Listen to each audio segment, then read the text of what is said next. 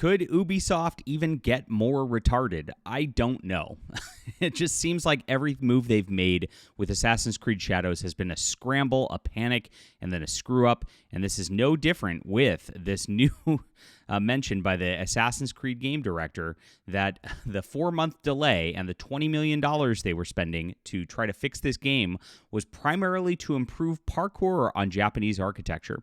Now, I think he's lying, but at the same time, if this is the actual truth of all they were doing in the last 4 months, this is going to be ridiculous.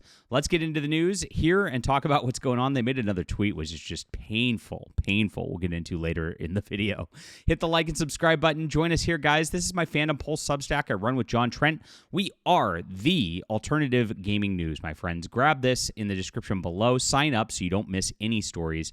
I'll put this in there for you guys. Thank you so much for supporting us. We run no advertisements, so we are completely reliant on gamers like you and really appreciate you for being here.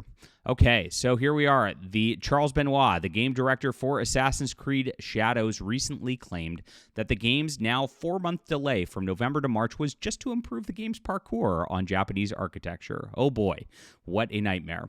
Speaking with IGN, he told the outlet that the delay was mostly about polishing and that it worked on a couple of things in progression to make it more engaging and also balancing a bit more. So this is little tiny things, as if it didn't have giant glaring problems with the game like, a black samurai or a gay woman who is running around as a ninja. This is crazy. They have to fix that. Now, I heard early on from Ubisoft insiders that they were telling me that they were trying to minimize Yasuke's role in the game. And if you look at new pre-order posters that they're putting out, they actually don't have Yasuke on it at all. They're trying to sell the game now, pretending like there's not a big black samurai elephant in the room. It's really ridiculous out there. But this is what they're going with as their narrative. They were just polishing things. And we'll see if this is a complete lie, because I think it was. I heard that they were trying to minimize Yasuke's role in the game completely and actually try to change things story-wise and make a big difference on that. I don't know if they had the resources to do it or any money to do it. 20 million euros, while, is a big deal, it does not go that long of a way when you're talking of a company like Ubisoft. But this is where it gets crazy. He shared the biggest thing the team worked on was just parkour and Japanese architecture. The Japanese architecture, roofs, are super complex. Probably the most complex thing I've ever worked on if we compared to Odyssey and Syndicate. Now, this is where gaming people and in these things get it wrong. Little micro details on the things do not fix the macro problems of gameplay being tired and boring, things being buggy, and of course having story problems that make it so people don't want to play it. This is exactly what they're talking about with Intergalactic, the Heretic Prophet. Though, if you remember the weird lesbian lady who's sipping on her drink, right? If you look at that, all the designers focus on the hyper detail of like how her jacket wrinkles and moves. Like, nobody cares about that. That's not going to help your game. Oh well, this is what they're doing, and this is how they're blowing their money. You can't make this stuff up. It's Ubisoft, right? We needed specific codes and specific animations to support something super fluid, changing the transition of parkour to make it even more fluid, he elaborated. So that's one of the specific feedback that we heard that we wanted to address, and it really improved since the last few months. Oh boy, this is all they've been working on, guys. They haven't listened to gamers whatsoever on this level. Are they going to still have the Japanese guy with hip-hop beats lobbing off the heads of real Japanese men? This is going to be pretty interesting. It's a little racist, I think. Ubisoft delayed the game to February 14th, with the company explaining while the game is feature complete, the learnings from Star Wars Outlaws release, they didn't learn much. They didn't learn the real problem there. Led us to provide additional time for further polish on the title. This will enable the biggest entry in the franchise to fully deliver on its ambition, notably by fulfilling the promise of our dual protagonist adventure with Naoi and Yasuke, bringing two very different gameplay styles. Oh yes, very corporate speaky. Furthermore, the company revealed, we are departing from the traditional season pass models. All players will enjoy the game at the same time on February 14th, and those who pre-order will be granted the first expansion for free. Now, there's already been controversy with the first expansion, looking like they ripped it off as an idea from another samurai game that's coming out right now, one that looks much better, might I add. And by the way, they're not focused on just like micro details of the graphics of the rooftops. They're focused on gameplay. That's kind of the thing that is making that more interesting than this is. But hey, keep doing what you do, Ubisoft, like I said. The company concluded the game will mark our new release on Steam day one. Oh boy.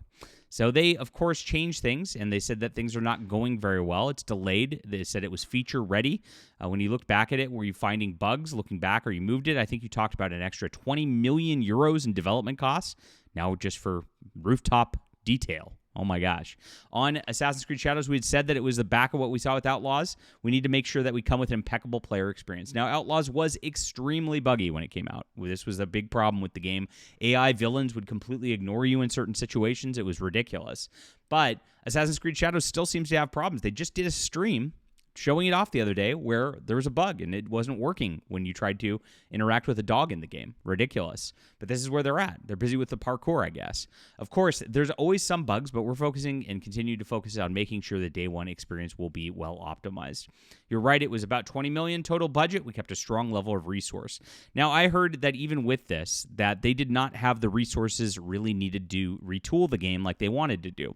If this game has gone through a bunch of iterations, it's going to be a mishmash, a podge of just disaster. That's why there's two different experiences you have with, of course, your lesbian lady here and then the black samurai guy. Yay, how exciting. And because of those two experiences right there, they originally actually had it just be a normal Japanese person, but they wanted to change it. They wanted to push the Black Lives Matter and diversity agenda through this entire thing, and so they've rewritten it. They've caused problems with it, and it's going to be a complete mess of a story because of that. They can't fix that because you can't have the voice actors come back in, redo everything. You can't fix everything on that level. It's just impossible on 20 million euros. This is a bloated game that's absolutely crazy, and they are suffering the consequences from this already as people are just turning away from this game in droves. Now, they are changing the marketing, and I've warned everybody that in 2025, the wokeness is still going to be there, but these companies are going to change the marketing because they understand that gamers don't want DEI in their games, and it's a big problem. So while they used to market it as, this is diverse and inclusive, yay! Now they're going to go out there and pretend that that's not the case. We've seen it with Kingdom Come Deliverance 2, where the guy keeps maintaining and saying it's not woke. Meanwhile, we're learning there's more and more gay stuff in the game that is just ruining the experience and actually changing the game from the first game, because Henry was not gay in the first game, but hey, he is now. This is the type of thing they're trying to do with the Assassin's Creed marketing. Now, it's a little too late because Yasuke's been all over the internet for about a year. Even though they're changing their poster designs at this juncture, I don't see that people are going to suddenly go, oh, maybe this game doesn't have a black samurai protagonist. that doesn't actually exist in historical Japan.